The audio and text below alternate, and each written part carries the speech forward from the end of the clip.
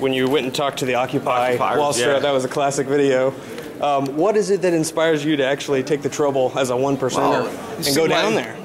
Well, it seemed like a good opportunity. There was a lot of press around Occupy Wall Street. And while I sympathized with some of their concerns about the bailouts and things like that, in general, their message was wrong.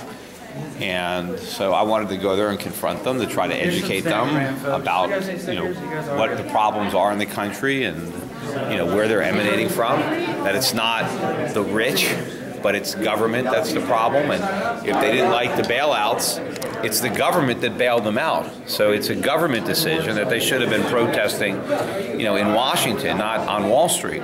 The fact that they asked for a bailout, anybody would ask for a bailout. It's up to the government not to bail anybody out. And I thought it would be an opportunity, even if I couldn't convince the occupiers themselves. If enough people saw it on YouTube, they would be able to see somebody challenging their positions, and so it might influence other people who might have sympathized with their movement, and maybe if they had a chance to hear me respond to them and talk to them, they might have realized that they're wrong, their anger is misplaced. So that's why I went down there. Do you think that the filibuster from Rand Paul did anything to alter the dynamic here this week? I think so. I think Rand Paul got a lot of positive press out of it, and I think that helps him, here and in the future. And I think it's very hard, to be against him. When you're basically taking the position that the president shouldn't be able to just unilaterally decide to execute somebody and then do it, I don't see how anyone could be, in favor of that.